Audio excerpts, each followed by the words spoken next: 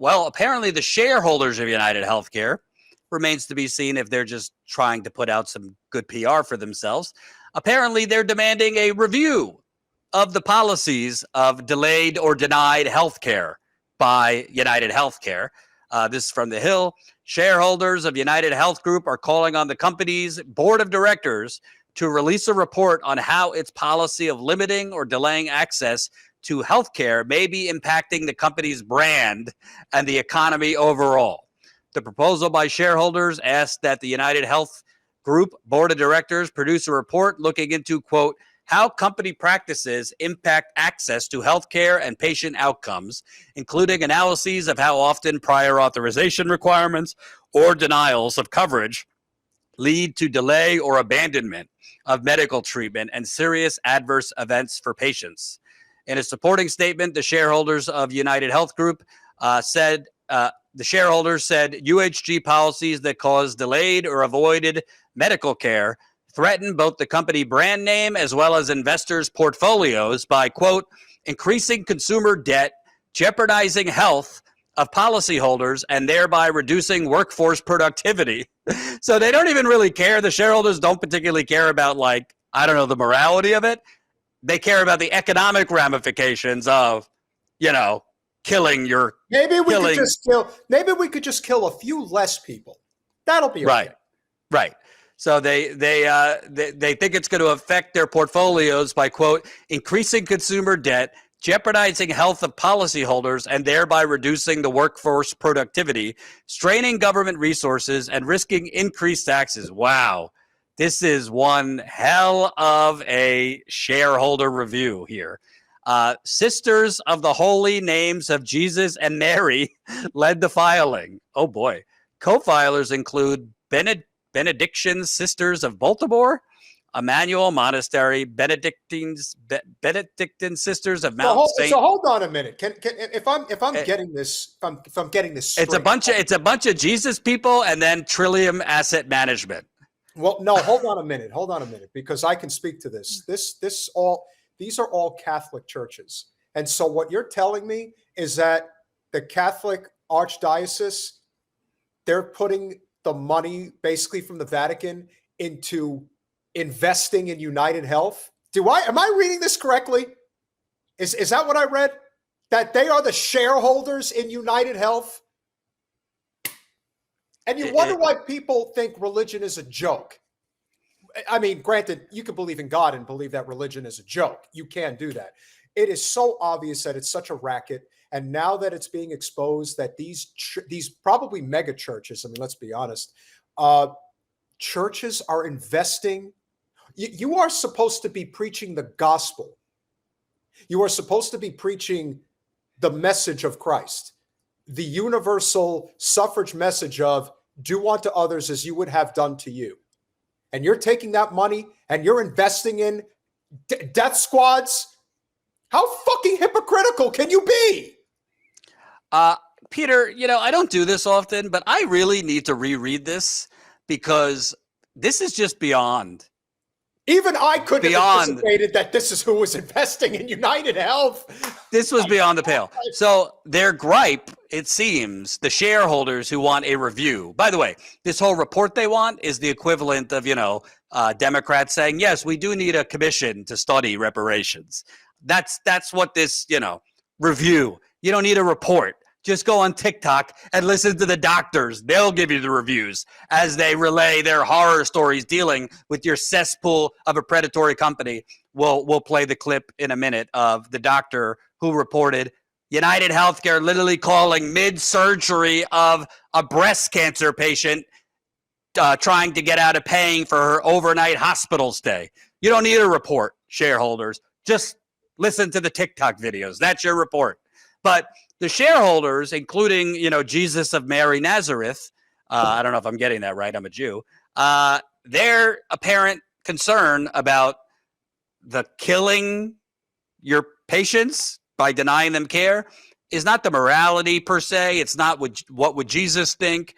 It's, not potential violent responses like allegedly that of Luigi Mangione. It affects our brand.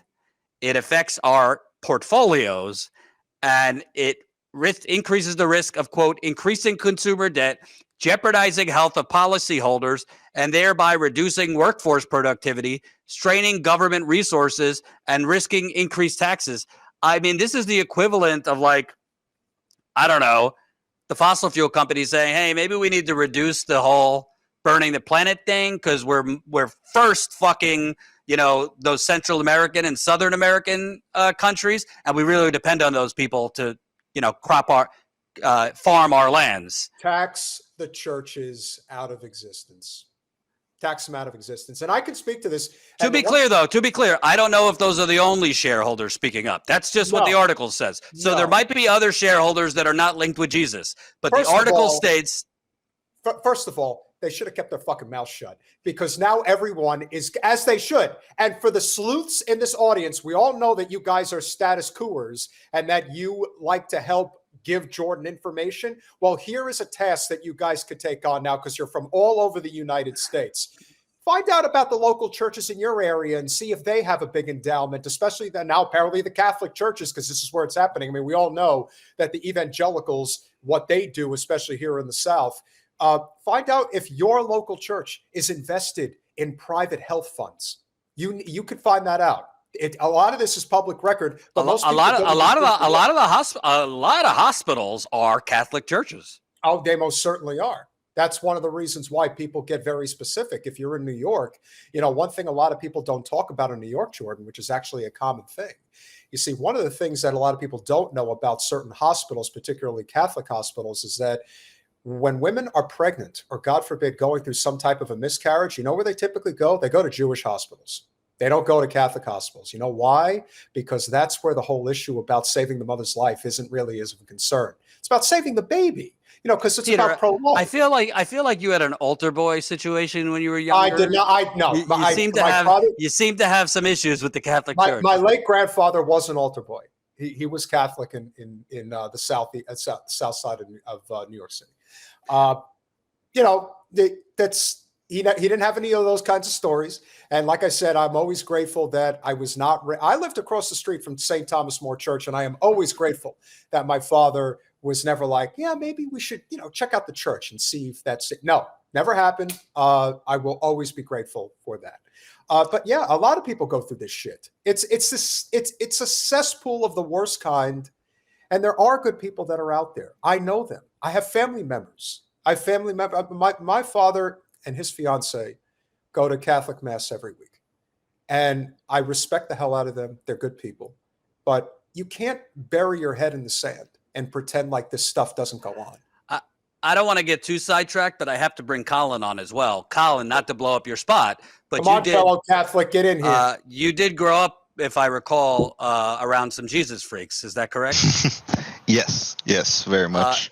So your thoughts on apparently Sisters of Mary and this and that are the shareholders calling for reform at UnitedHealthcare, not based on what would Jesus do, but based on it apparently we don't want to kill too many patients because then there won't be enough of the workforce.